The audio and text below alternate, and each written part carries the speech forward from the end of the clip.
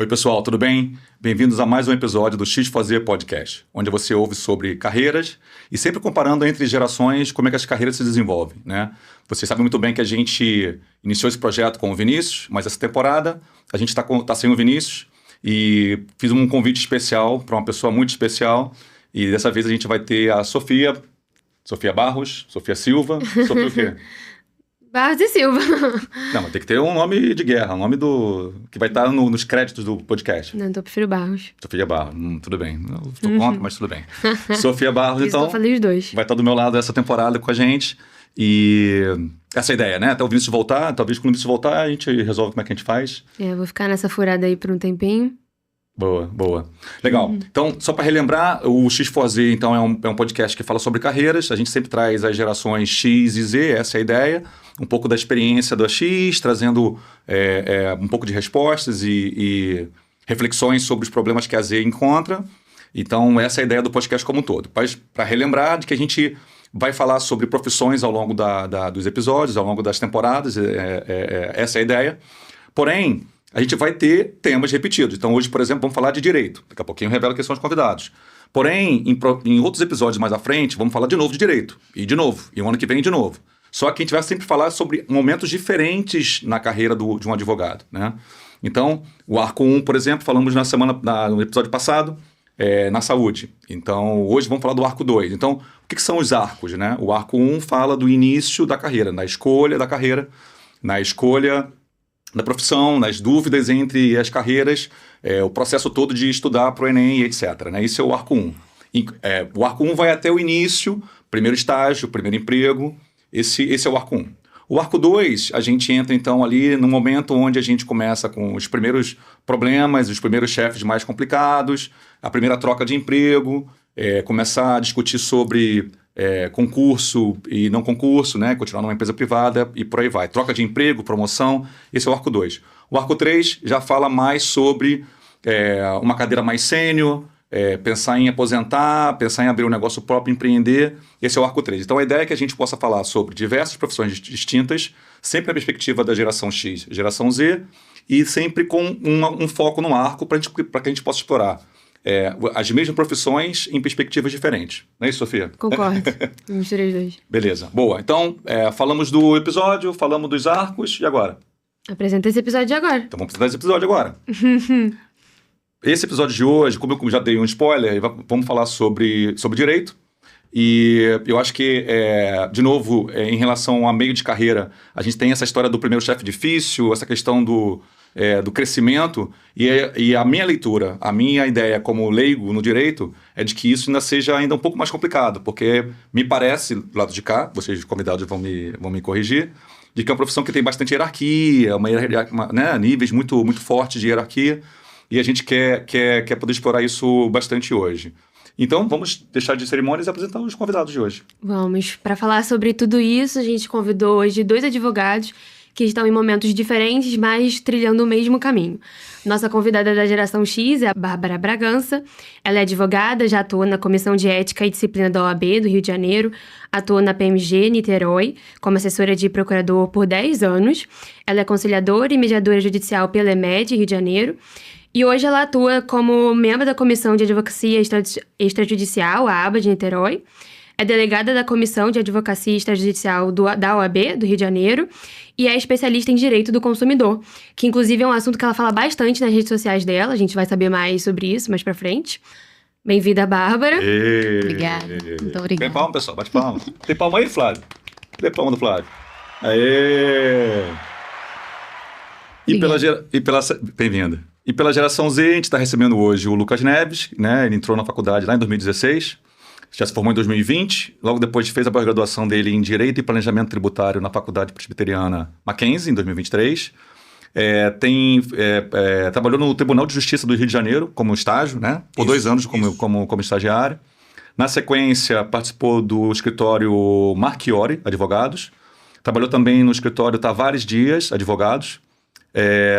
Teve uma passagem rápida pela empresa de contabilidade Excelsior. Excelsior. E hoje ele trabalha no escritório Almeida Mangelli. Perfeito. Bem-vindo, Lucas Neves. Muito obrigado. Cadê as palmas para ele? Senão vamos dizer que só... Bem-vindo, Lucas. Muito bem. Pessoal, como vocês ouviram, o propósito do podcast é esse, é a gente discutir pontos de vista diferentes, seja pela perspectiva da geração, mas também seja pela perspectiva pessoal, né? Cada um tem uma experiência, teve uma história, e a ideia aqui é a gente trocar para que, né, os nossos seguidores possam então tirar dúvidas, conhecer um pouco dessa área, né? Lembrando, a ideia do X4Z nasceu de muitas conversas que eu tinha com o Vinícius, mais do que com Sofia, não, tanto quanto com Sofia, mas o Vinícius tinha uma necessidade de buscar uma ajuda externa, né? Então, eu era um mentor para ele. Então, ajudei na escolha da carreira em si, né? De o que fazer no vestibular, depois das primeiras tretas, os primeiros problemas, a primeira demissão, a troca de emprego, etc. Então, a gente falou assim, seria legal se mais pessoas que não têm um pai, uma mãe, uma referência perto de casa, pudessem ter alguém para trocar sobre isso. Então, daí nasce o X4Z. Então, e como, obviamente, que eu não consigo falar sobre nada além daquilo que eu conheço, e que é pouca coisa, a ideia de ter convidados que conhecem outras áreas de atuação. Então, por isso que vocês estão aqui hoje. Mas, de novo, é uma troca, a gente quer né, aprender com vocês e trocar entre a gente. Beleza? Obrigada mais uma vez. Beleza. Vamos começar?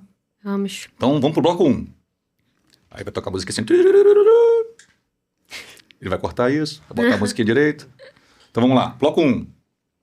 Primeiras desavenças e o choque de realidade, né? Então a gente quer trazer aqui um pouco agora aquele momento em que o trabalho deixa de ser idealizado. Eu queria fazer uma primeira pergunta para a Bárbara. Bárbara, quando você começou a trabalhar, lembra do primeiro momento de conflito com o chefe, com o sistema, ou com o próprio ritmo da profissão? Como é que foi as primeiras tretas? Sim, claro. Inesquecíveis. Mas antes de mais nada, quero agradecer imensamente o convite. Me sinto muito honrada. Estou muito feliz de estar aqui. Um prazer enorme poder compartilhar com vocês alguma coisa. Pouca coisa. Não, mas é um prazer compartilhar, sem dúvida nenhuma. E sobre esse ambiente competitivo de trabalho, né? Essas desavenças, esses desafios, né? Tudo isso eu passei desde o início. Só voltando um pouco na sua introdução, quando você falou sobre ser mentor, e que ideia bacana sua, e do Vinícius e da Sofia. Porque se lá atrás eu tivesse tido um mentor, talvez eu tivesse escolhido a profissão que eu sempre sonhei, que era pedagogia. Eu queria ser professora.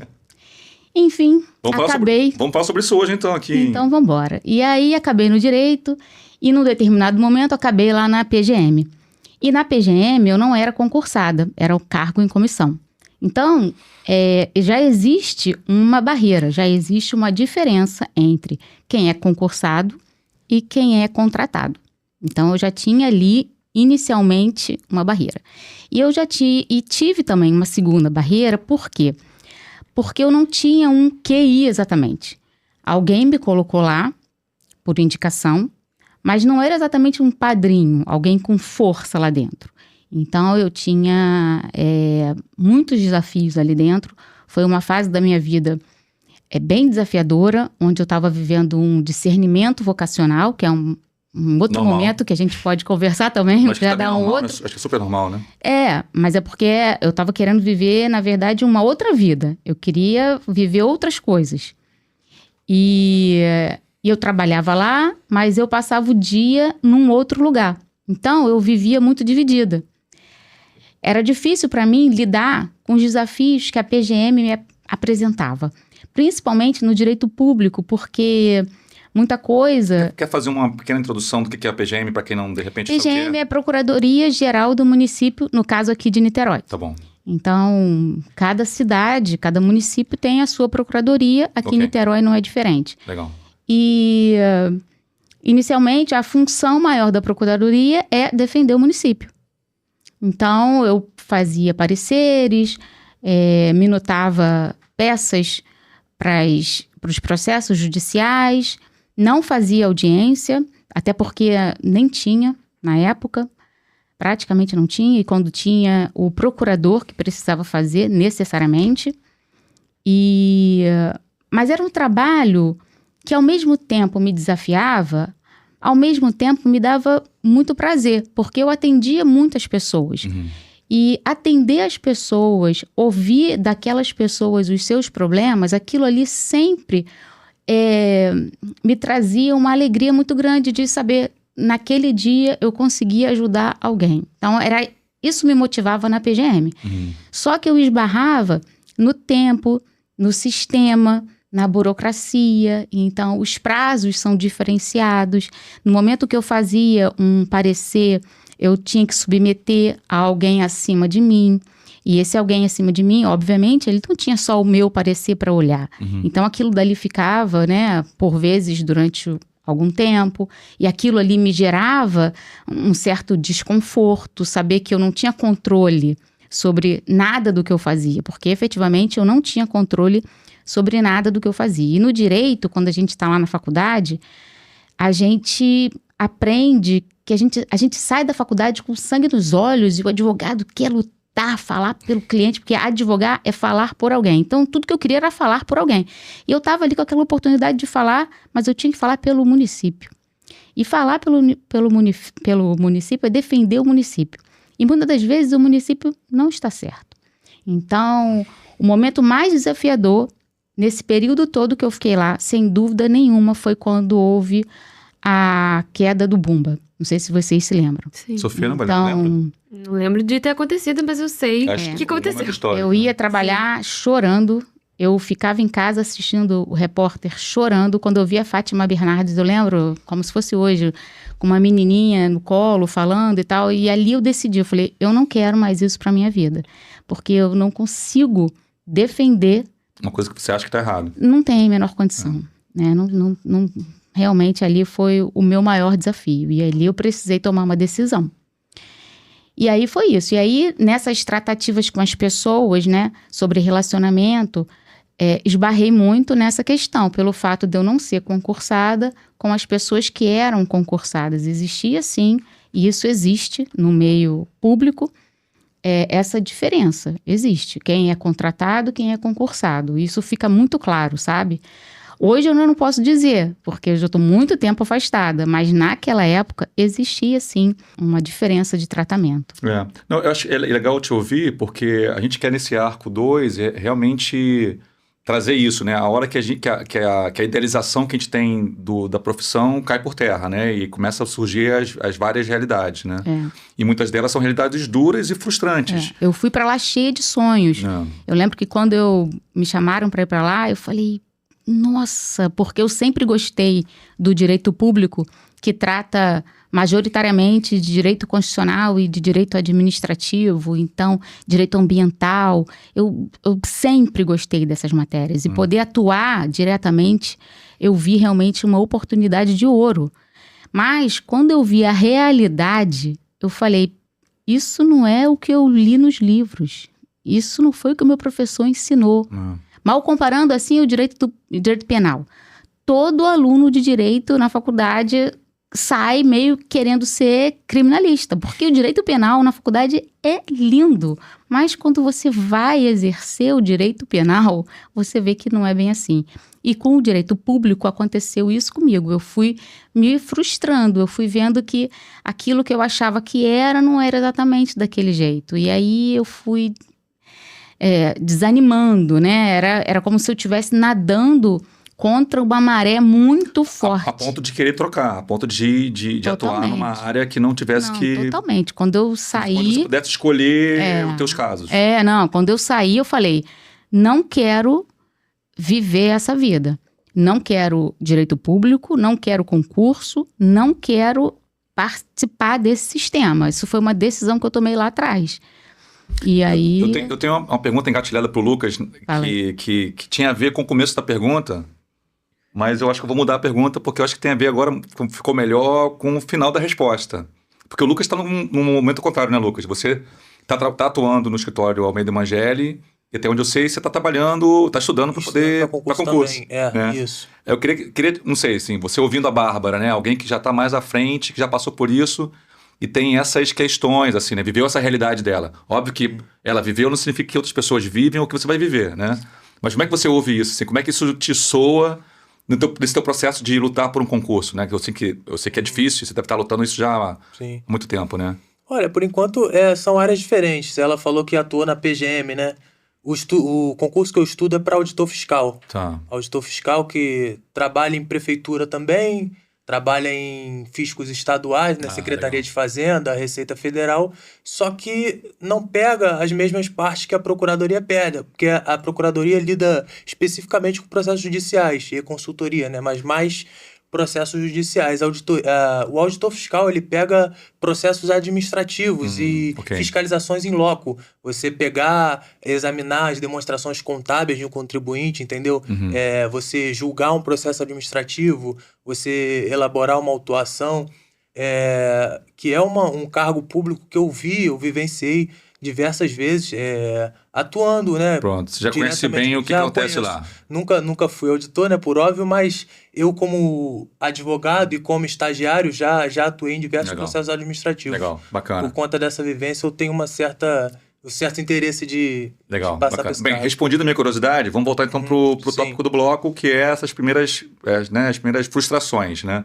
Você tem pra gente para dividir alguma coisa, como é que foi esse começo? Foi duro, né? Questão de prazo, hierarquia, pressão. Qual que foi o seu primeiro choque de realidade? Olha, Ralph, quanto ao começo, você falou num aspecto bom, que é o da romantização das pessoas quando vão escolher uma profissão, uma faculdade, né? Eu romantizei bastante, acho que todo mundo vai fazer isso na hora de escolher um curso. Eu sou um amante das obras de Júlio Verne, geografia, geologia, rocha, eu adoro isso, vulcão, essas coisas. Então, minha primeira opção era geologia, eu sempre quis fazer geologia. Só que eu recomendo a todo mundo que vai escolher um curso que pegue a grade da faculdade e leia, vá a fundo para saber se realmente quer aquilo. Ou assiste o podcast fazer também Ou para aprender. mais fácil, o caminho mais fácil, né? A gente tende a romantizar tudo e mais ainda aqueles cursos que tem filmes, que tem séries que falam sobre. E o direito tem uma enxurrada, né? Então, filme de júri, né? Isso. E o cara entra no júri, faz um discurso, né? Maravilhoso. Inflamado. Assim, se um médico parar para ver Suits, ele vai querer ser advogado no dia seguinte, porque é uma série que convence e realmente é romantizado. Aquilo ali não existe. A advocacia daquele jeito no Brasil não existe. Então, lendo as grades, eu fui ver geologia que era predominantemente matemática e fórmula. Eu falei, opa, já não é como eu estava pensando. Então, eu comecei a pesquisar sobre direito, muitas matérias que eu gostava, filosofia, sociologia, história, sempre gostei, e comecei a faculdade, até que no terceiro período eu tive um professor incrível, Santiago. Naturalmente eu já acho a matéria legal, mas ele potencializou 1000 vezes a matéria, que era direito tributário, que eu tive no terceiro período. E com direito tributário eu pude procurar um estágio especificamente nessa área, depois que eu saí do Tribunal de Justiça. Fui batendo de porta em porta, distribuindo currículo, graças a Deus eu consegui achar um estágio na área tributária.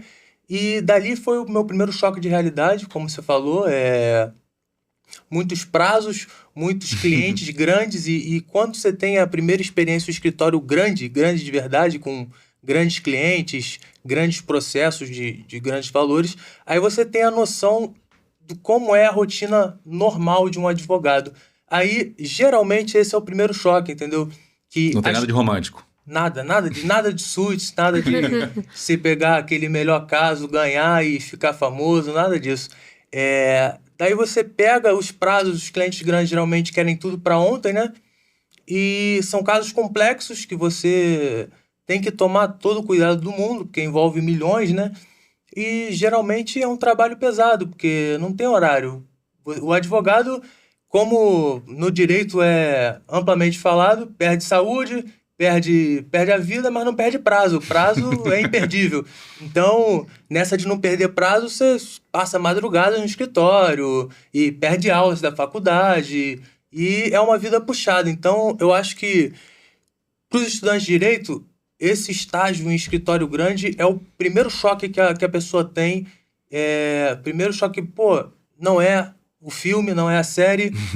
É a vida do advogado que é pesada, entendeu? E aí, eu acho que deixa aberto para vocês dois aqui, que eu já estou roubando aqui a bala da Sofia, mas o quão duro tem que ser esse choque para que... você se moveu, né? Você não saiu do direito, mas você saiu de uma área. Você entendeu de que você poderia continuar atuando, mas desde que fosse um lugar onde você pudesse escolher seus casos e seguir ali. Não, bem, na verdade, eu saí do direito. Saiu do direito? Eu saí, eu fui fazer uma outra faculdade. Porque a pergunta era essa, assim, quão grande tem que ser esse choque para que você saia da profissão e troque de profissão? Aí, acho que de repente já vale então a tua experiência. Exatamente. Assim, quando eu saí da PGM, eu já estava casada e fomos ter filho. E aí, 1 ano depois, eu pedi para voltar para a PGM. Eu falei, não, minha filha já está com 1 ano, acho que dá para voltar. E aí eu pedi para voltar. E consegui voltar. Só que aí ela ficou muito doente e tal, eu não queria reviver tudo que eu tinha revivido com ela em hospital. Pedi para sair novamente. E dessa segunda vez, né, já foi diferente, porque eu já estava mais madura, eu já tinha entendido o sistema, eu já tinha passado lá 10 anos, eu já tinha entendido como funcionava. O choque, já sabia como... Exato, já tinha entendido. Então, eu saí com dó, eu saí sem querer sair. Porque eu pensava, agora eu tô pedindo para sair, porque eu já tinha pedido uma vez, tô pedindo pela segunda, e agora para pedir para voltar a terceira, né? Como é que vai fazer? Enfim, então eu sofri muito com essa decisão. Mas aí eu fiz pela minha filha, pela saúde da minha filha, pela minha família. Daí eu fiquei tão triste na época que eu pensava, bom, eu vou agora cuidar da minha família, da minha filha. E foi isso que eu fui fazer. E aí eu, novamente, esperei um bom tempo. Fiquei aí uns 2, 3 anos meio que sem saber o que fazer, cuidando dela. Aí surgiu uma oportunidade para fazer uma faculdade de gastronomia, porque eu não conhecia nada de cozinha, só um parênteses, né? E eu tinha preocupação, como que a minha filha vai se alimentar? Eu não posso ficar dependendo de alguém, porque se eu não tiver esse alguém amanhã, como que vai ser? Então eu vou aprender a cozinhar para poder cozinhar para minha filha. E aí eu fui fazer gastronomia, adorei gastronomia. E aí ali eu falei, não, vou fazer nutrição. Aí virou chave. Só que o meu marido, ele apoiava até a página 2, porque eu falava para ele, não vou mais pagar a OAB, porque eu não quero advogar. Não, vamos continuar pagando a OAB, porque vai que aparece alguma oportunidade. Informação importante, ele é advogado, né? Ele é advogado. Então, ele não me deixou desistir da advocacia. Ele não me deixou. Fato, esse é o fato. E aí, eu fui fazer gastronomia, trabalhei na área da gastronomia, fiz e tal, e gostei da área saudável da gastronomia e fui muito feliz. E a gente já estava, né, caminhando bem, mas aí, enfim, a parceria não deu certo porque uma pessoa foi morar fora, a outra não podia se dedicar e tal. E aí, nisso surgiu, ele, meu marido, me ofereceu, verdade foi essa, ele me ofereceu na barca para uma amiga nossa, uma sociedade comigo. Eu falei, meu Deus, mas eu estou em outro lugar e eu vou voltar para o direito. Ele, não, vai lá, é só para emprestar a OAB. Eu falei, emprestar a OAB eu empresto. E aí, essa minha amiga, a gente conversou e tal. Ela falou, se você quiser vir aqui 1, 2 dias. Eu não estava fazendo nada, porque eu já tinha saído aí da gastronomia, né? Tava meio que pensando o que eu ia fazer da vida e tal. Aí comecei 2 vezes, 3 vezes, quando eu vi... Comecei a advogar nesse escritório junto com ela. E aí já era essa pegada que o Lucas comentou. Prazo, sem hora para ir embora, muitos clientes. E na época, eu lembro, o escritório tinha um carro-chefe, era um partido, né? Era uma empresa que pagava mensal. E eu lembro que ela tinha um arquivo lá que estava totalmente vazio. E ela falou assim, Babi, bom, para quem não sabe... Meu nome é Bárbara, mas eu sou conhecida como Babi. Por favor, fiquem todos à vontade. E aí a minha amiga falou, Babi, esse armário tá vazio, eu tenho o sonho de encher esse armário. Aí eu falei, Dani, o nome dela é Dani. Dani, eu não tenho networking, mas do cliente que vier, do cliente que eu atender junto com você, eu prometo que eu vou dar o melhor atendimento que eu puder e que desse cliente vai vir mais um. Eu sei que quando a gente encerrou a nossa parceria, por N motivos, né, e tal, tudo tem um início, meio e fim, né, a nossa vida é muito assim. E foi uma parceria muito bacana, que teve seu início, meio e fim. E no final, o arquivo estava lotado. Ela precisou de um outro arquivo. Então, assim, foi um momento muito bacana que a gente viveu, sabe? Foi bem especial. E aí, depois, quando eu saí dessa parceria, voltei novamente a ficar em casa com a minha filha, com meu marido e tal. E aí fiquei um bom tempo. Então, assim, experimentei essa coisa de fazer uma outra faculdade, de sair do mercado do direito e ir para um outro mercado completamente diferente. Fui muito feliz. Quis fazer de novo uma outra faculdade, mas aí não fiz. Acabei não fazendo. E aí voltei para o direito. Uma vez advogado, não sei se o Lucas vai concordar comigo, mas uma vez advogado é igual flamenguista. Uma vez Flamengo, sempre Flamengo. Desculpa, Ralf, eu sei que você é Vasco. Brincadeira essa parte. Mas uma vez advogado, sempre advogado. Não tem jeito. Tem alguma coisa que corre nas nossas veias que quando alguém fala assim, fizeram isso comigo, na mesma você fala, mas fizeram o quê? Mas você não vai fazer nada? Não, mas olha só, isso tá errado. Um senso de justiça brota. Entendeu? Seja uma situação trabalhista, seja uma questão de consumidor, seja uma questão fiscal, que toda hora, se a gente não prestar atenção, a gente está sendo aí passado para trás, ludibriado, pagando imposto que não deve, sendo cobrado a mais. Então, assim, a gente está sempre meio que alerta, escutando os casos, pensando, cara, tá errado isso daí. Pô, tem um caminho aí que a gente pode ajudar. Legal. Pelo menos eu tenho muito isso. Então, o direito, apesar de eu ter tentado caminhar por outras estradas, mas o direito sempre esteve em mim e eu acho que ele vai sempre estar, porque esbarra muito nessa coisa de ajudar o outro a resolver uma situação que ele não sabe, Porque são coisas que pra gente, que a gente escutou na faculdade, que a gente tem a formação, que pra gente pode parecer banal, mas pro outro, às vezes, vai, salvar a vida dele, vai ajudar de uma forma absurda, Vai fazer diferença na vida dele. Então, assim... Legal. Bom, então a gente vai trocar agora um pouquinho de assunto, mudar de bloco, cadê a musiquinha? Falando agora sobre troca de emprego, novos rumos. Primeiro pro Lucas. A nossa geração, ela troca de emprego com mais naturalidade. A gente até falou sobre isso, né, no meu episódio, a gente deve falar bastante sobre isso nos próximos episódios. Mas eu queria saber a sua opinião sobre isso, que você teve experiência em diversos lugares, né? Você sente alguma culpa? Você teve medo? Sente que você é mais instável? Tem esse julgamento? Como é que é isso, principalmente no mundo do direito? E, na verdade, é um bloco bacana que conecta muito com o final do bloco anterior, que não estava nem previsto, assim, né? Dessa troca, da questão da troca e do medo da troca ou não. Vamos falar um pouquinho mais disso, eu acho que vamos começar ouvindo pelo Lucas, né? Sim. A questão da troca de emprego, eu acho que serve como um copo, né? Você pode ver ele como meio cheio ou meio vazio.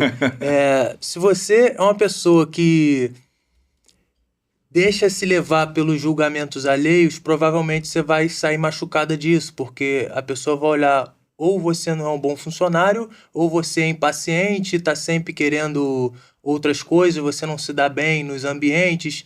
Então, essa é uma visão ruim da coisa, né? Que você começa a se importar com julgamentos demais, das pessoas achando, pô, ele não fica um emprego, isso não é legal.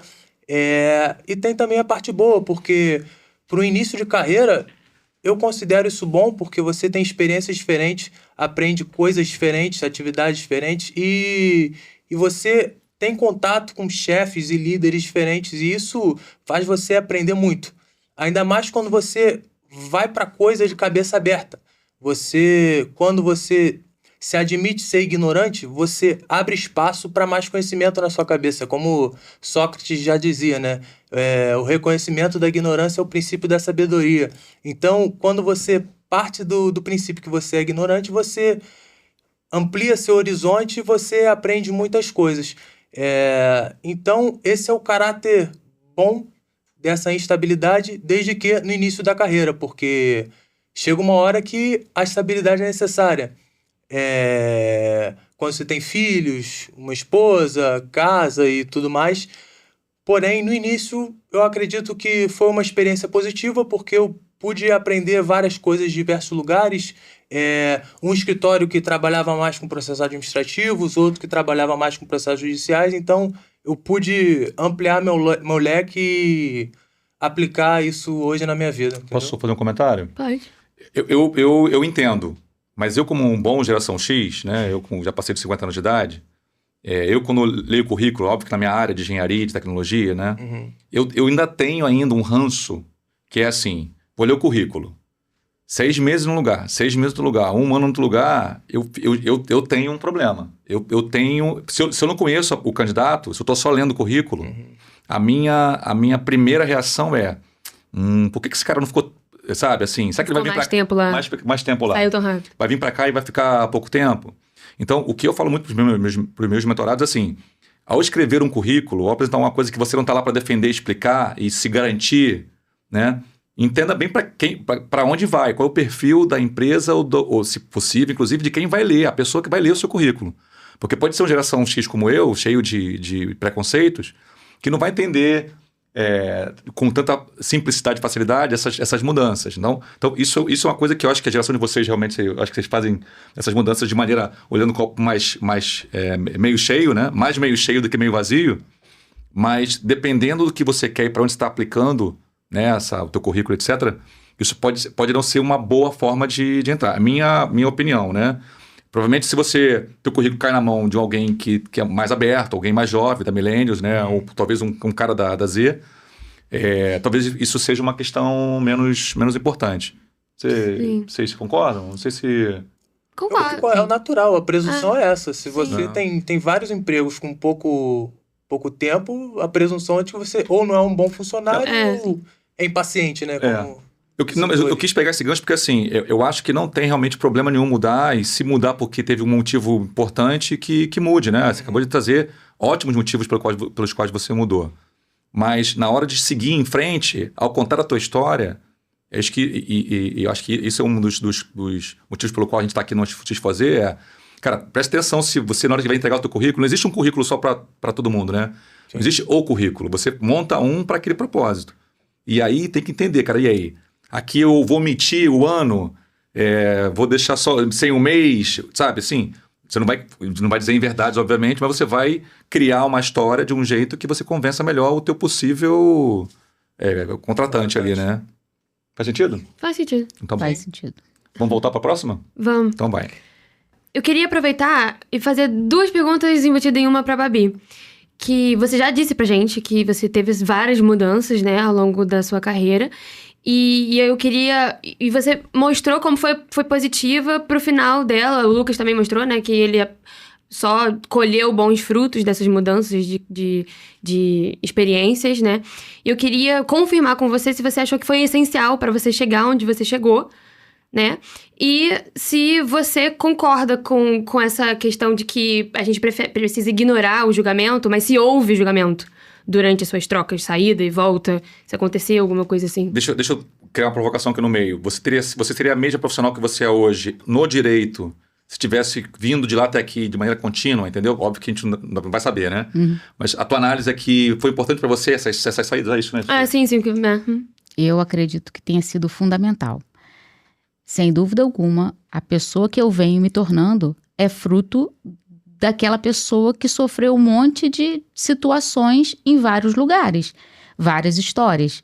Então, saber hoje lidar com certas situações que eu venho lidando, muitas das vezes eu puxo na memória uma situação lá atrás que eu vivenciei e penso, passou, eu consegui superar, as coisas acalmaram, porque... É isso, para fazer, como é que se diz? Eu não vou me lembrar exatamente como é que fala esse dito popular, mas nunca se fez um bom marinheiro num mar calmo.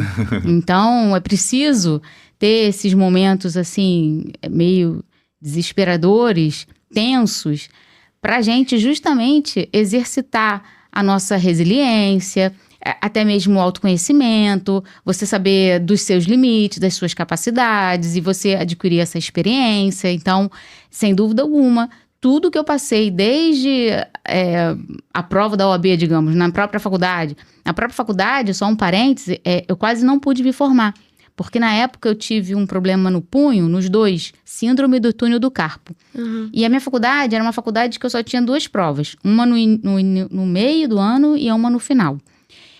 E essa prova do final do ano, no 5º ano, eu quase não pude fazer. E eu fui lá no reitor falar, olha, eu posso fazer oral? Porque eu não posso segurar o lápis. Eu não conseguia segurar o lápis. Caramba. E isso foi tipo em maio, eu não conseguia segurar o lápis. E eu sabia que eu não ia conseguir segurar o lápis até o final do ano. E ele falou que não. Ninguém me deixou fazer prova oral, eu tinha que fazer trabalho, tinha que fazer prova escrita, não sei o quê.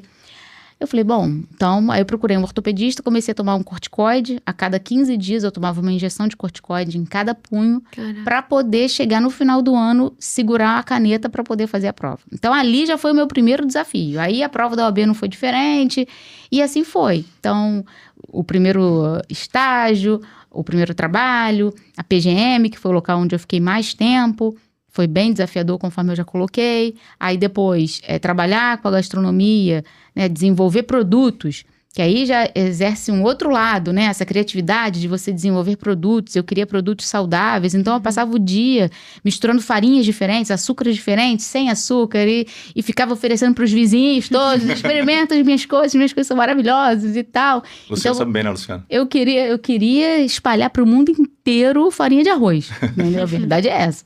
E aí foi também esse desafio. E aí voltar para o direito com essa minha amiga e começar com ela e depois finalizar. Então, assim, cada término e é sempre uma relação, um relacionamento. Então, o relacionamento que eu tive na PGM foi muito especial. Eu casei lá. Então, ver todos os meus colegas de trabalho no meu casamento, até hoje, quando eu vejo as fotos, me emociona, sabe? A Dani, uma querida, sabe? Fui madrinha do casamento dela. Então, a cada término de relação foi muito difícil para mim. Mas me amadureceu demais, me ensinou demais. Então, volto a dizer, se eu tivesse que passar por tudo isso para hoje estar aqui conversando com vocês, certamente eu diria que sim. Legal, bacana. Muito legal. Pode ir. Eu queria continuar um pouco nessa questão de mudança, antes de trocar para o próximo bloco. E aí, Lucas, queria te ouvir assim um pouco, né? Eu acho que Babi transmite pra gente de que foram processos de amadurecimento e de decisões que não sempre foram fáceis de tomar, mas que depois, olhando para trás, foram necessárias, né? No teu caso, que mesmo com, né, sendo tão novo, tem alguma experiência, né? Já fiz algumas trocas, né? Foi assim? Como é que a gente pode dar dica para a galera em casa de que o quanto tempo de esperar, né? Que era um pouco a pergunta que eu ia te fazer, né? Assim, até onde a primeira treta, essa primeira frustração, quão profunda na sua cabeça, né? Ela tem que ser a ponto de te fazer mudar de emprego ou te faria mudar de área, por exemplo, entendeu? Eu acho que o conflito é bom, o conflito é o motor da sociedade, a dificuldade que te move, que te impulsiona. Se você tá ganhando, você não vai mudar seu time, você não vai tirar seu time de campo. Então, é isso que te faz evoluir, que te faz ir pra frente. Hoje, eu tô trilhando o caminho dos concursos. E se eu tivesse uma vida perfeita na advocacia, que ninguém tem, ou uma muito boa, eu não estaria nesse caminho, entendeu? Então, a gente tem que aprender a enxergar a tristeza, o sofrimento como coisas normais, naturais da vida, e que é isso que te forja. Uhum. Não são só as vitórias, só os momentos de felicidade. É a tristeza, o sofrimento faz parte da vida. E a gente tem que saber também aproveitar o processo, aprender a aproveitar o processo, porque as pessoas, os profissionais, os jovens, tendem sempre a achar a próxima fase é melhor. Então, cria uma expectativa demais na próxima fase e para de curtir e aproveitar a fase que está vivendo. Desde o início, os estudantes falam que estão na escola, vestibular é a melhor fase. É mais tranquilo, você vai estudar o que você quer e você vai começar a colher frutos do seu estudo. Aí você chega no vestibular, aí vão falar para você, olha, você só vai ser feliz na faculdade. Na faculdade vão ter as melhores matérias, os melhores professores, vai ter chopada, festas.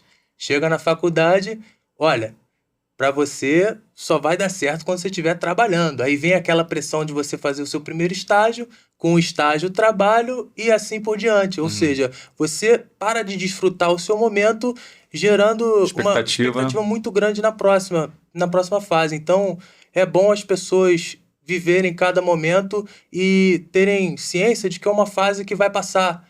E quando passar, vai sentir falta, entendeu? Uhum. Então... Mas eu acho que deve ter um limite, né? Acho que deve ter um limite de resiliência, entender isso como autoconhecimento, né? E de tentar não se desesperar e entender de que é assim mesmo e aproveitar o de bom que está rolando ao redor, que de repente você nem está prestando atenção no que tem de bom ao redor, né?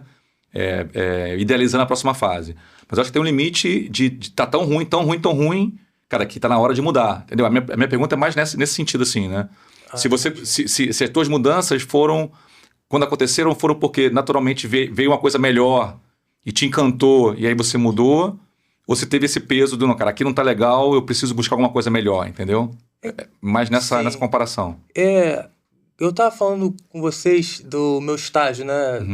Do choque de realidade, que a gente trabalhava muito, em escritório grande, graças a Deus eu tive a oportunidade de ver os dois lados da moeda. Eu vi como eu trabalhava com tributário, eu atuava em muitos processos administrativos e pude ver a carreira do auditor fiscal que eu estudo hoje. Então eu pude ter uma boa noção do que tem nos dois lados da moeda, tanto no advogado quanto no auditor fiscal. E essa comparação e esse choque me impulsionou a ir pelo lado dos concursos públicos. Não só isso, não só a minha vivência, mas também alguns parentes que eu tenho que são concursados, conhecidos. Então, esse choque e as minhas atuações perante órgãos públicos foram diretamente responsáveis pela minha decisão de hoje, que foi estudar para concurso. Então, por isso que eu falei, o conflito, a dificuldade é o motor da sociedade. Então, você precisa desse conflito para evoluir. Você precisa sair daquela romantização que a gente tem de antes de entrar para a faculdade e vivenciar o que é a profissão de fato para poder ter um norte e te esclarecer, né, sobre as suas ideias, sobre os seus gostos, vontades. Então, eu diria que esse choque de realidade no direito, não só quando eu estava fazendo estágio, mas depois nos escritórios que eu trabalhei posteriormente, me induziram a trilhar o caminho que eu estou passando agora, entendeu? Legal. Então eu diria que foi diretamente responsável, aliado aos conhecidos que eu tenho já concursados, entendeu? Legal. A gente falou um pouco sobre isso, né, no episódio de saúde que você participou com a Luciana, o quanto que essas experiências ao redor trazem de influência, né? Sim. E você comentou o quanto que esse lance do mentor, ter um mentor perto é legal, né? Mas é muito da sorte do que você tem ao redor, né? Pode ser... E é um bom exemplo. Você teve bons exemplos que te inspiraram a ir nesse caminho, né? E se você não tem bons exemplos, né? Como é que você escolhe a profissão nessa direção, né? É uma coisa... Não é fácil. complicada, né? Tem que assistir o X-Fazer para poder tirar... Graças a Deus. Tirar a dúvida. Não, eu acho que só um parênteses, uma coisa de... Algo que você falou que me chamou a atenção. Você disse que você viveu esses dois lados, né? Do advogado com a auditoria, com o auditor. E para mim fica muito claro que existe na nossa profissão, o advogado ele vai ter a liberdade e o concursado ele vai ter a segurança. E não adianta a gente pensar que a gente vai ter as duas coisas. Ou a gente vai escolher a liberdade, ou a gente vai escolher a segurança. Boa. Então vai muito do autoconhecimento para você ver quem é você e o que você quer. Não, eu quero a segurança. Tem gente que tem o perfil e precisa dessa segurança. Ele precisa, no final do mês, receber aquele salário, ele precisa fazer aquilo dali cotidianamente, segunda a sexta-feira, de 9 às 5, porque é isso, no serviço público, o concursado ele tem o horário para chegar e ele tem o horário para sair. Ele pode ficar mais? Pode, mas ele não é obrigado. A verdade é essa. No serviço público, os prazos são diferenciados, então ele tem mais prazo do que o advogado, que não tem o prazo diferenciado. Então, em compensação, o advogado, ele chega a hora que ele quiser. Se ele tiver o próprio negócio, se ele for profissional liberal, se ele não trabalhar para nenhum escritório, ele vai chegar a hora que ele quiser, ele vai fazer a agenda dele. Só que ele não vai ter a segurança de, no final do mês, ter lá o salário dele. Ele vai ter que correr atrás nesse sentido. Mas ele pode, numa quinta-feira à tarde, jogar um futebol com os amigos, por que não? Ela pode ir para academia 3 horas da tarde, por que não? Né? Um concursado, em contrapartida, talvez não possa fazer isso. Talvez até possa. Dependendo da posição. Mas vai depender, é isso aí. Aí depende da carreira, entendeu? Legal. Mas assim, essa questão da liberdade com a segurança são situações que são opostas. Não vai dar, numa mesma carreira, numa mesma situação, você ter a liberdade com essa segurança. Porque assim, mesmo um juiz, se a gente for pensar, ele vai esbarrar em várias coisas que ele não pode fazer. Então, ele não tem a liberdade que um advogado tem. E o advogado, em contrapartida, não vai ter a segurança financeira e todos os benefícios que um magistrado Babi, tem. você deu um ótimo gancho para o próximo bloco. Então vamos partir para o bloco 4, onde eu acho que tem um certo gancho com o que você acabou de dizer. O bloco 4 a gente quis trazer, né, o dilema da estabilidade e da reinvenção. Né? Estabilidade, concurso, medo de começar, eu acho que tem muito a ver com o que você acabou de dizer agora, né? A liberdade versus a estabilidade. Quer fazer você as perguntas? Posso fazer? Então vai. Primeiro pro Lucas, eu queria saber como é que é equilibrar a sua rotina de advogado, né, seus trabalhos de advogado, com a pressão e a necessidade de estudar pro concurso, que é algo que não tem um prazo definido. Eu tenho uma curiosidade, eu queria já emendar nessa pergunta da Sofia, que é assim, eu no mundo corporativo, lá onde eu atuo, imaginar que o cara que está trabalhando comigo está com a cabeça em outra coisa, é quase que impensável, né? Não, você tem que pensar aqui, pensar em carreira aqui, fica comigo para sempre, o próximo nível, o próximo cargo. Como é que, talvez, né, você esteja no escritório mais tranquilo, de pessoas que aceitam mais, né? Como é que é essa convivência? Eles sabem de que você está estudando para concurso, então, talvez tenham pessoas em casa também com um pouco de dúvida em relação a isso, né? E eu revelo para onde eu estou trabalhando que eu estou fazendo concurso, não revelo, porque eles podem eventualmente ficarem preocupados de que amanhã ou depois eu saio, então vão sair comigo antes. Então, acho que pode emendar essas duas perguntas numa só. Quanto ao questionamento do Ralph, graças a Deus lá no escritório, todo mundo sabe que eu estudo para concurso, as pessoas que trabalham comigo super entendem, me apoiam, e isso é muito legal. No que tange ao equilíbrio entre as duas coisas, você tem que... No início é mais difícil, tá? Mas primeiro se cria um hábito, uma rotina, se constrói essa disciplina, depois vai facilitando as coisas. Eu comecei estudando 1 hora, 2 horas por dia, e fui aumentando a carga horária com o tempo, sempre distribuindo bem os horários para estudo e para trabalho. Eu tenho o meu horário específico para trabalho e tenho o meu horário específico para estudos hoje. Talvez seja aí parte do segredo que eu acabei de perguntar, né? Porque você não mistura as coisas, você não deixa a peteca cair do teu trabalho, né? Sim, Isso que eu ia falar. Hoje em dia, você não tá mais daqueles trabalhos em que você vira à noite no escritório, que ocupa muito, muito tempo da sua vida. Não. Você perde tempo de uma coisa para poder botar na outra. Não, tem pessoas que me ajudam lá no escritório. Tem momentos que no escritório tem mais coisas, mais prazos apertados, então eu priorizo o escritório.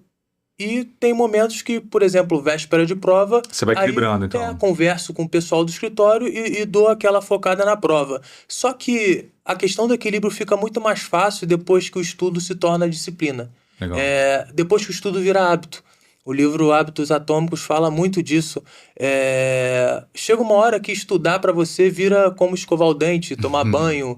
Você acorda e já faz aquilo. Você já sabe o horário que você tem que fazer aquilo. Então, quando, por exemplo, o trabalho não te impede nada de você fazer as suas coisas naturais da vida. E o estudo hoje virou uma coisa natural para mim, entendeu? Legal, bacana. Começa com pouco. Se você tem meia hora para estudar por dia e essa for a sua vontade, estude meia hora, porque as condições da sua vida vão melhorar com o tempo. Não adianta você se comparar a X ou Y. A sua vida vai mudar e vai se ajustar à sua rotina. É só você ter paciência. Porque a geração Z, né? Não tem muito. Não tem muito, Então, a sua vida vai se ajustando, a sua rotina vai se ajustando, e essa questão da disciplina. Com disciplina você consegue dosar muito bem as coisas, óbvio, se atentando aos afazeres do trabalho, que tem seus prazos, e também quando se aproxima de provas, né?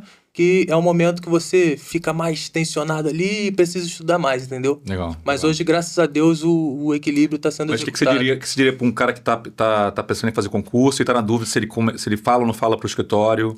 O que você imagina que os ambientes de escritório costumam ser assim, tão flexíveis e que você está hoje, pelos quais você passou antes, também aceitariam como você, né, hoje foi aceito, né? Como é que você imagina isso em outras situações de outros escritórios? Olha, eu creio que o ambiente onde eu estou hoje é exceção. Tá. Se você chegar e falar para um escritório grande que você está estudando para concurso, o seu chefe não vai ver com bons olhos. Porque existe o tal do plano de carreira. Então, o chefe ele vai querer botar ali um advogado que pense em fazer uma carreira lá dentro, que seja júnior, sênior, cônsul e tudo mais. Então, é óbvio que vai de chefe para chefe, mas a princípio a presunção é de que se você está estudando para concurso, você não quer um plano de carreira aqui dentro. Então, você não é um investimento para mim, entendeu? Não adianta eu pagar cursos para você, eu pagar palestras para você, e se você não vai gerar lucros futuros para minha empresa, escritório de advocacia. Então, acho que é importante essa dica, né? Assim, para quem tá vendo em casa, não é para sair fazendo isso de qualquer maneira, né? Não. Tem que ler muito Depende do ambiente. o ambiente que você tá, né? E para quem quer começar a estudar para concurso, é o que eu falei. Começa estudando 10 minutos, 20 minutos. Quando você vê, vai se tornar 2, 3 horas, óbvio, dentro da sua rotina, o que for possível. Legal. 3, 4 horas de estudo. Só começa. Legal. Boa. É o suficiente. Legal. Boa. Bom. Pra Babi, eu queria saber, depois de tantos anos e de ter depois atingido certa estabilidade, você ainda se sente desafiada? O que te faz ainda se sentir desafiada? Não se sente? Isso foi uma coisa que te levou nas redes sociais, que fez você começar a falar sobre isso, dar seus conselhos? Totalmente desafiada, até porque eu não tenho estabilidade nenhuma. E como eu falei, eu parei, comecei em outro lugar, parei, depois parei muito tempo. Então, eu fiquei 11 anos afastada do direito. Fiquei 11 anos... Se somar todas as paradas, dá 11 anos, é isso? Sim, porque a minha filha nasceu, aí eu pedi para voltar, fiquei 8 meses, parei e eu só retornei para a advocacia mesmo quando a minha filha agora já estava com 11, 12, 13. Minha filha hoje tem 14. Então... Uma volta recente, então, né? Eu costumo dizer que eu voltei ontem a advogar novamente. E aí, eu lembro que quando a minha filha tinha 2, 3, eu conversando com meu marido, meu maior medo era o que eu dizia para ele. Eu falava, eu vou ficar aqui cuidando dela até quando? E quando eu voltar para o mercado de trabalho, eu vou me deparar com um novo direito, com novas leis, com uma garotada, um pessoal muito novo, e eu lá, né? E, enfim, essa pergunta ficou sem resposta. Aí eu simplesmente deixei o tempo passar, fiz o que eu devia fazer, que era cuidar da minha família, cuidar da minha filha, e fiz isso com muito prazer, com muito amor, tenho muito orgulho disso. E voltou na hora que você achou que era e quando certo. chegou no momento que ela já estava maior, que eu entendi que ela já podia caminhar um pouquinho sozinha, sem a minha presença tão constante na vida dela, eu ganhei clareza do que eu queria e tomei a decisão de voltar. E aí, nessa tomada de decisão de voltar, eu pensei, eu vou voltar como? Para onde? Com quem? Eu não tinha essas respostas, porque a minha vida era pautada na minha filha e na minha família. O meu assunto era maternidade, meu assunto não era direito, estava totalmente fora do mercado. E aí eu comecei a estudar, comecei a me atualizar, e com isso veio essa questão da rede social, e eu pensei, falei, eu não tinha network, eu não saía de casa, ou quando eu saía de casa era para festinha de aniversário, era basicamente festinha de aniversário da escola. E nesses lugares a gente falava sobre prova, trabalho, professor, né? Era isso, o assunto era esse. Não tinha assunto de trabalho. Muito embora as mães, a maioria trabalhava, então tinha juíza, tinha advogada, tinha médica, mas a gente não falava de trabalho naquele ambiente. Então, eu pensei, bom, eu quero voltar, já sei. Eu vou pegar aqui esses meus 200 seguidores e vou dizer para eles que eu voltei a advogar, né? Eu tenho essa profissão aqui. Não vou dizer que eu voltei a fazer bolo, porque eu já recebi o Instagram, na época do Instagram, tinha virado Bela Merenda, porque eu fazia os lanches saudáveis da Isabela, que é o nome da minha filha. Então, eu dei o nome do meu Instagram na época de Bela Merenda, criei um site para compartilhar as receitas e vendia lanche nas escolas. Na fase da gastronomia ali. Na fase da gastronomia. Aí depois eu voltei de novo pro meu Instagram pessoal. E aí depois eu falei, bom, vou transformar esse Instagram em profissional e vou dizer aqui pra essa galera que eu voltei a advogar. Pelo menos essa galera vai saber que eu tô de volta no mercado de alguma maneira. E aí eu pensei, mas em que área? Falei, cara, direito é enorme. Eu não quero dizer que eu voltei a advogar. Eu quero dizer que eu voltei a advogar numa área específica. Mas que área específica? Aí fui eu estudar sobre que área eu poderia voltar. E eu rodei por todas as áreas, né? E aí pensei, cara, a área que eu vejo todos os dias as pessoas com problema é o direito do consumidor. Porque a pessoa vai ali na farmácia, compra um remédio e não tem o troco.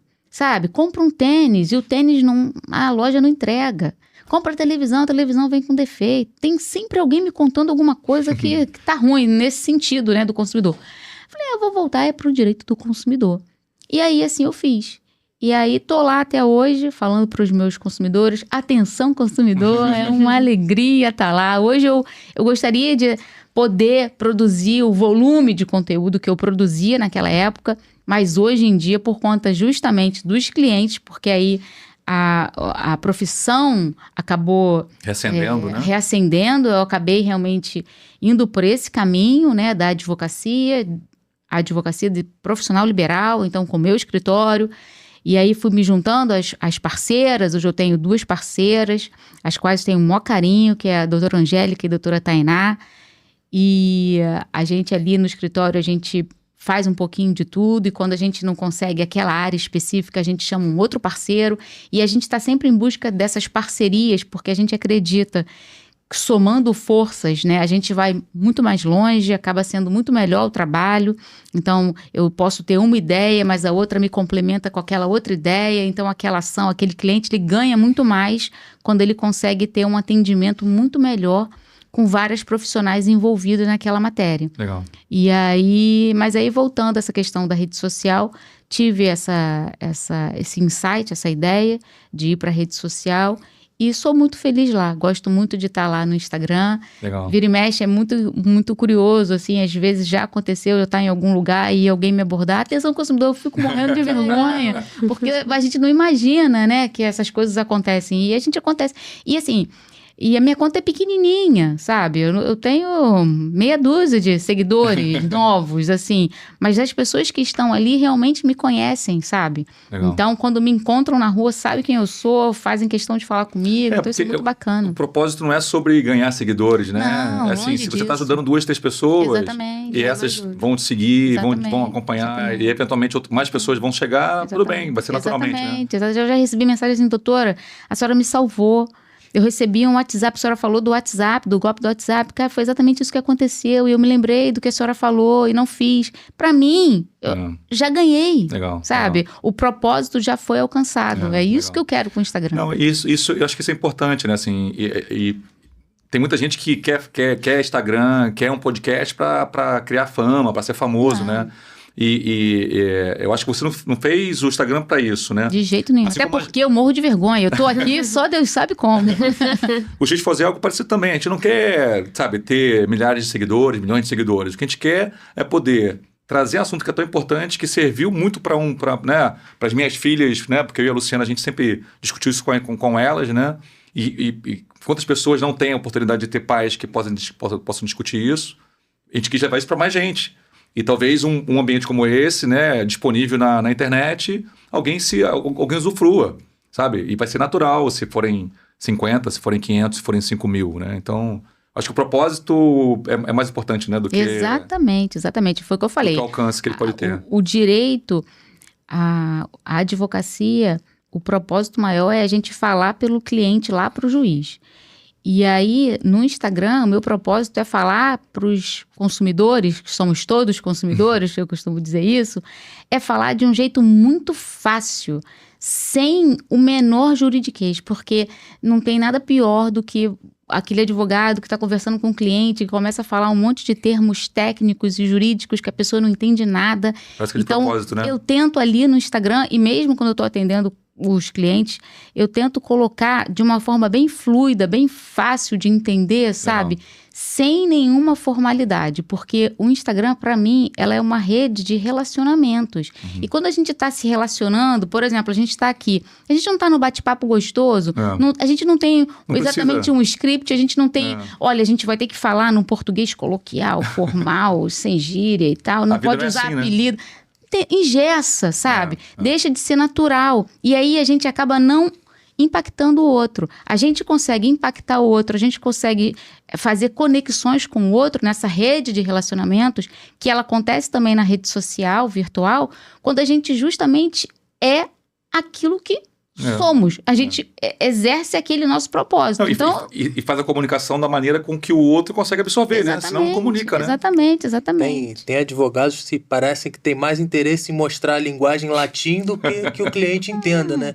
Mostrar que é fluente em latim, eu não sei qual é a mensagem criptografada, eu não sei qual é o sentido de fazer isso, né? Mostrar uma erudição. Eu venho do mundo corporativo que usa muito jargão em inglês, que por muito tempo eu achava que era para facilitar a comunicação. E eu tenho um grande amigo que vive me sacaneando, né? Toda vez que eu usava uma palavra assim em inglês, ele me sacaneava. Cara, existe essa palavra em português. Por que você não fala essa palavra em português?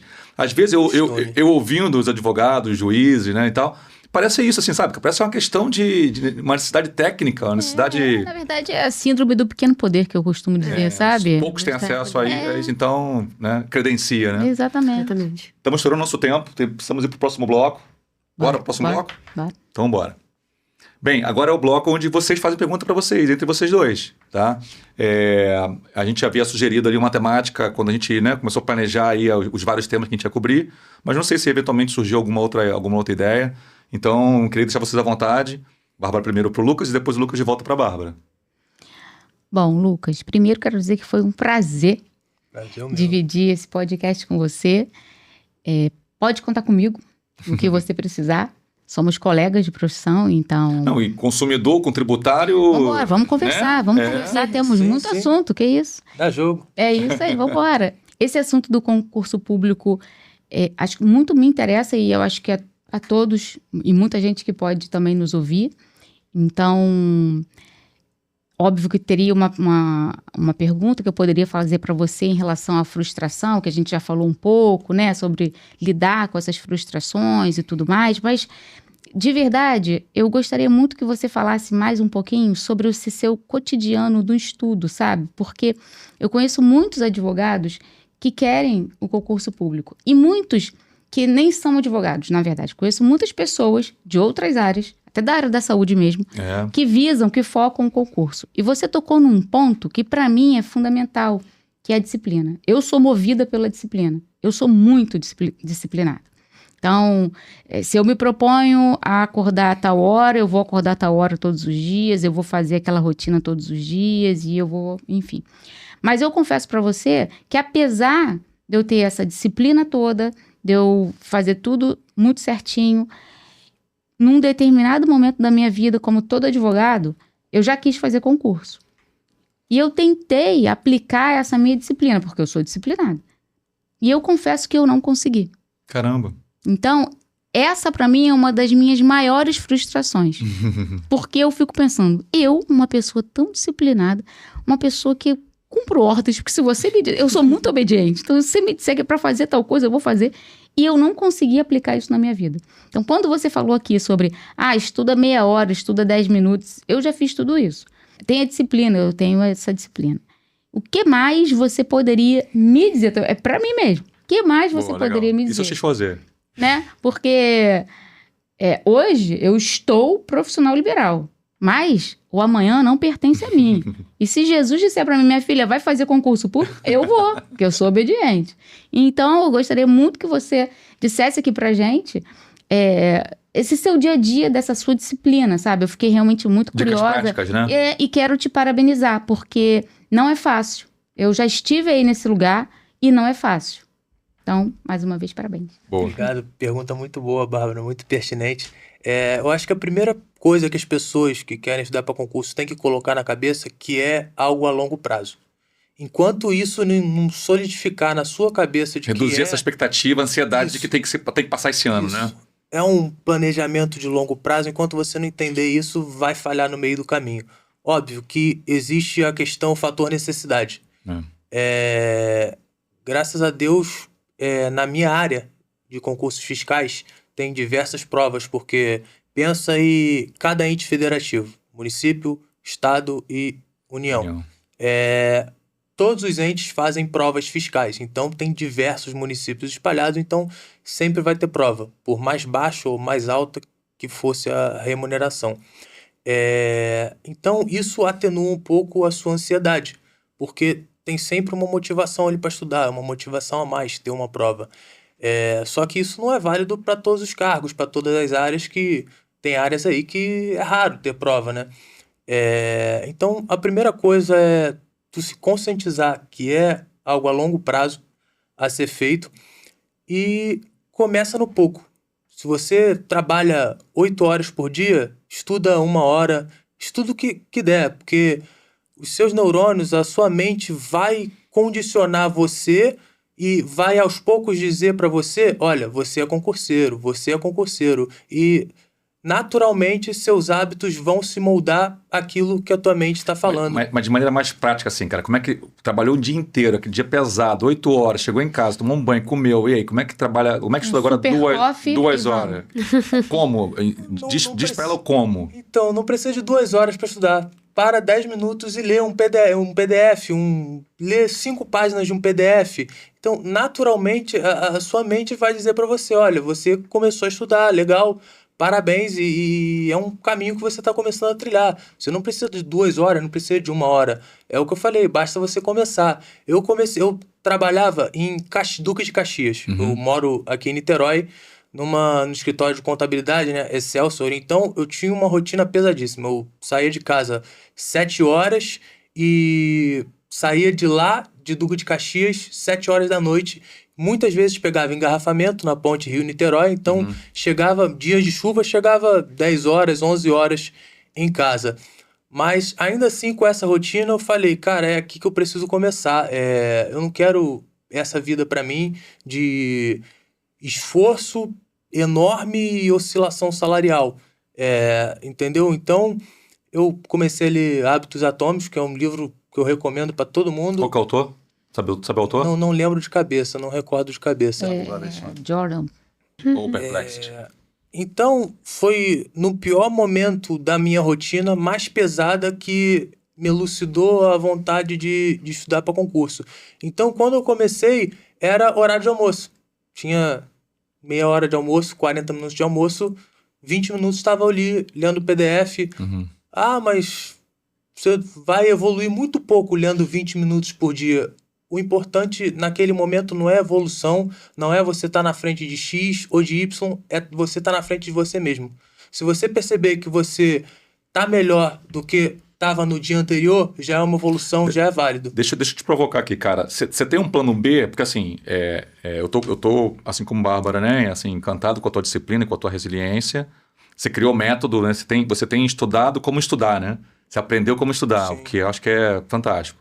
Mas, e aí para provocar de novo, até para poder ajudar nossos amigos lá que estão do outro lado da tela, E aí, cara, tem um plano B? Até quando? Até quando passar? E se isso demorar muito mais tempo, né? Como é que você se retroalimenta a cada prova que você faz, que eu já deve ter feito algumas, né? E que não são aquelas que você, né? Que não passam, não é aquela que passa, Não é a prova. Não é a prova, né? De repente você passa, mas não é aquela que você queria, a ponto de você deixar o que você está fazendo, né? Como é que é esse teu plano B na tua cabeça? Tem um plano B?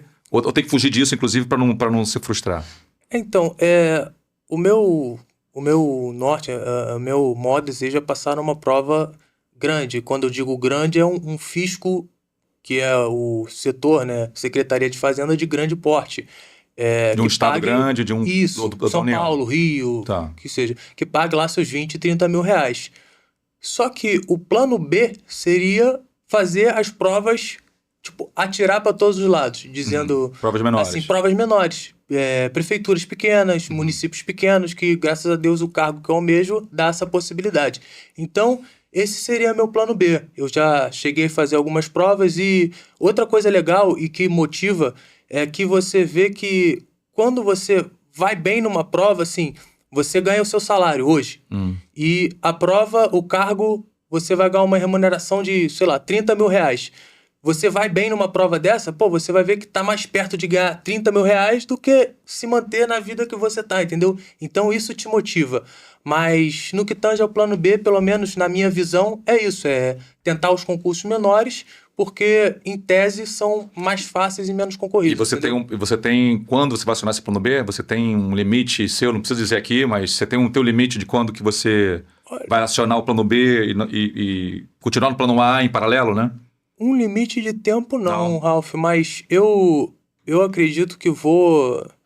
Assim, é aquilo que eu falei. Depois que vira disciplina, eu acho que eu não vou parar enquanto eu não passar no de concurso de grande porte, entendeu? Mas sempre que surgir boas oportunidades aí de físicos menores, próximos aqui do Rio, né? Que eu não vá gastar muito dinheiro para fazer a prova, eu vou fazer sem o menor problema. E se passar, melhor ainda, porque diminui a pressão, né?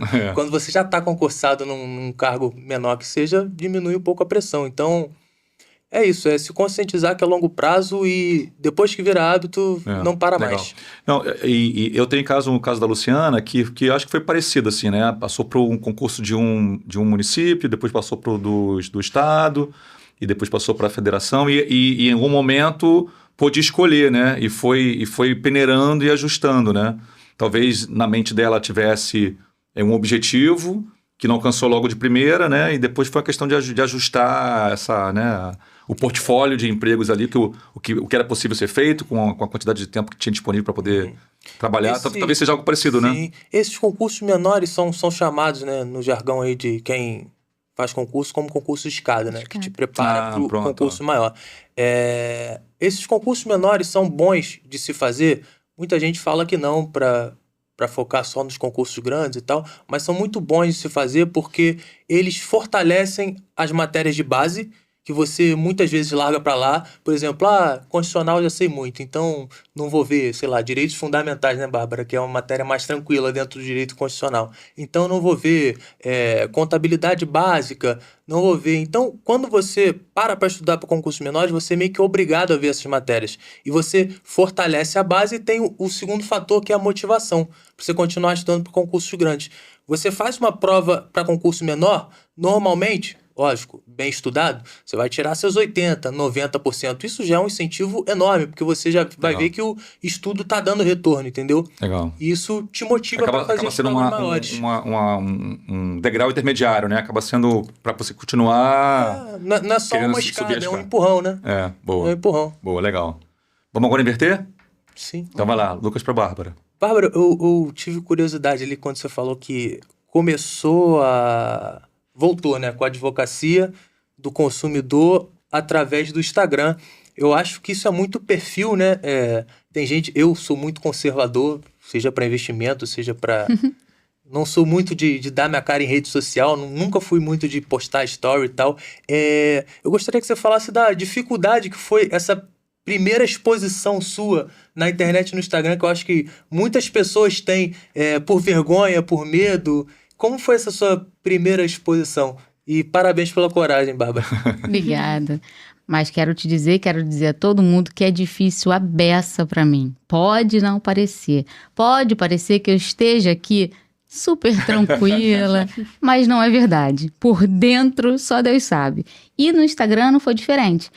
Como que foi? Primeiro, eu fiz só uma postagem dizendo que eu estava na rede social. E aí eu fazia carrosséis, né? Fazia textos e tal. Porque meu trabalho era o Instagram. Então eu me dedicava àquilo dali quando eu não estava estudando direito. E disciplina de um trabalho. Era aquilo, exatamente. CLT. Exatamente aquilo dali. E aí eu ficava estudando as matérias para poder publicar, postar.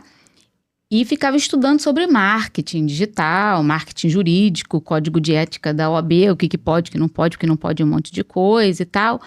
Chegou num determinado momento que eu percebi que o que estava entregando, como eles costumam dizer, era rios. Eu falei, e agora?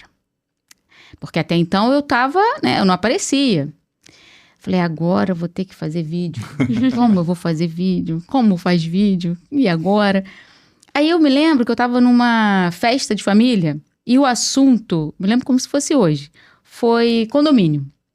E foi uma discussão lá na minha família, com os meus irmãos. Meu irmão é síndico de um condomínio. E ele começou a falar sobre convenção. E a minha irmã começou a falar sobre outras coisas, sobre convenção. E nenhum dos dois estava correto. Eu só pensava nisso. Eu falei, gente, eles estão falando aqui. Mas eu fiquei quieta. Falei, eu não vou falar nada, vou ficar na minha. Porque se eu falar, eles vão falar, lá vi advogado. Você tá com medo do julgamento, né? Falei, vou ficar quietinha aqui, vou falar nada. Aí eu falei, eu vou transformar isso num conteúdo. Então esse foi o meu primeiro vídeo. Sem nada, eu simplesmente abri a câmera. Eu já tinha escutado falar que iluminação era uma coisa importante. E eu não tinha nada, continuo não tendo. Tudo meu é natural. E aí eu falei, eu vou ficar de frente para a janela, que vai entrar uma luz natural, então eu tenho que gravar de manhã, e vai dar certo. E assim eu fiz. E aí eu contei o que tinha acontecido nesse jantar de aniversário lá do meu irmão. Eu simplesmente contei a história. E aí eu estudei sobre o que podia, sobre o que não podia, e fiz essa questão. Ter um fundamento técnico ali, exatamente. Né? E deixei rolar. E depois que eu vi que as pessoas gostaram, que eu, assim, mais importante do que as pessoas, né, gostaram ou não, isso é, né, um feedback muito importante, eu gostei do que eu vi. Que eu acho que isso que é o mais importante, sabe, Lucas? Apesar de toda a vergonha, cada vez que eu faço um conteúdo, quem precisa gostar primeiro sou eu. Legal. Porque sou eu que tô indo lá. Então, assim, o que eu tô falando precisa fazer muito sentido pra mim. A forma como eu tô falando precisa estar em conexão com quem eu sou, né? E a matéria que eu tô dizendo precisa estar muito bem estudado. Então, eu fico fincada nesse tripé, entendeu? Então, eu vou sempre falar de algo que eu estudei antes. Eu sempre vou falar da forma como eu falo com vocês. Não vai ser diferente, entendeu? Eu não vou criar um personagem. Então, a pessoa que me encontra na rua, ela vê que é a mesma pessoa do vídeo. Isso que é bacana para as pessoas que não me conhecem e que me encontram na rua, né? Eventualmente, fala atenção consumidor. De vez em quando eu escuto uma atenção consumidor e a pessoa olha, caramba, é você, não sei o que. Não tem diferença nenhuma. Então, me preocupo muito com isso também. E por que eu me preocupo com essas coisas? Porque daí vem a minha...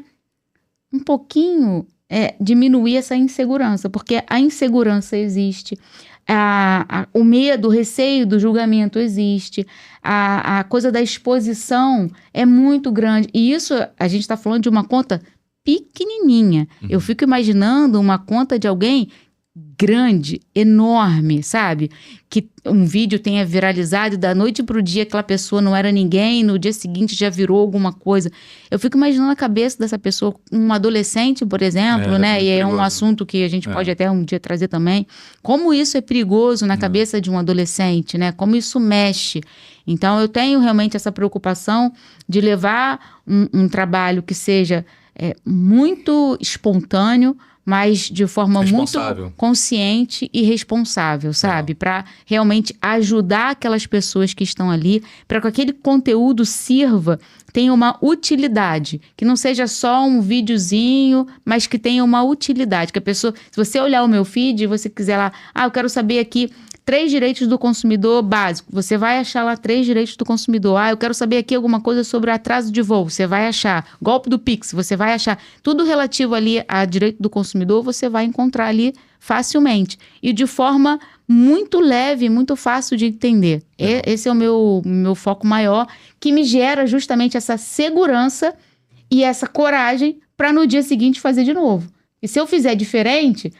no dia seguinte você pode ter certeza que eu não vou conseguir fazer, sabe? Se eu tiver que encarar um personagem, se eu tiver que fazer de um jeito diferente, se eu tiver que fazer uma produção...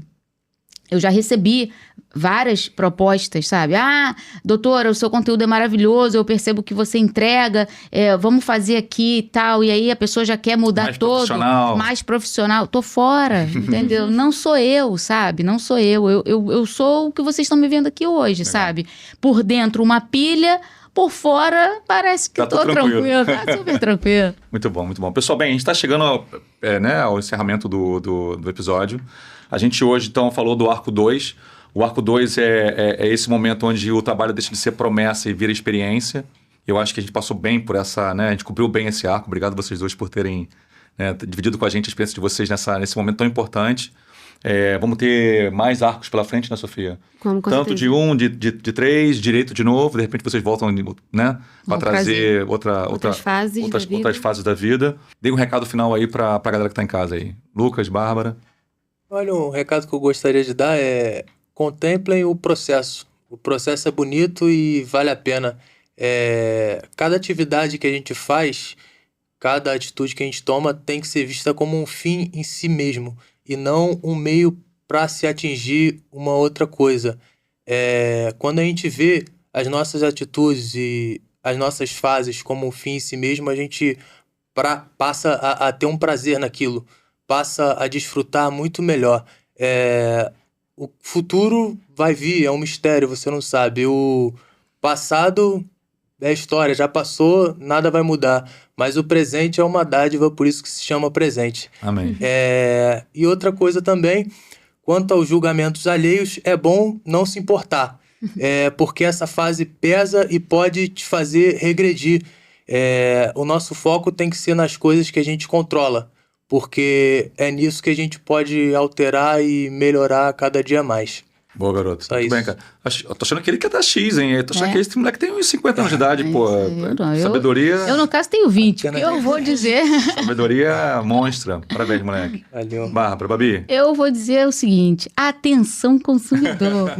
Em caso de dúvidas, consulte um advogado e conheça os seus direitos. Mais uma vez, olha, muito obrigada. Deixa o arroba, né? Pois é, querendo me seguir lá na rede social, é Bárbara Bragança ADV. Vai ser um prazer estar com você, vai ser um prazer dizer para você de uma forma leve, descontraída, sem pretensão nenhuma. Minha ideia aqui, consumidor, é que você conheça realmente os seus direitos e busque orientação de um profissional que vá realmente atender às suas expectativas e resolver o seu problema, porque isso que o advogado faz. O advogado pega aquele conflito, abraça aquele conflito, vê nesse conflito uma oportunidade e resolve o seu problema. Boa, garoto. Muito bom, muito bom. Sofia, como é que ficou a história do autor lá? Confirmou? Era aquele mesmo que a Bárbara comentou? Não, é James... É James? Clear. James Clear. Pronto, beleza. Agora estamos em kits com nossos ouvintes, E todo mundo pode ler. seguidores. Pessoal, não esqueçam de seguir a gente no Instagram, no YouTube. E foi. Deu. Tchau. Tchau, gente. Até a próxima. Valeu.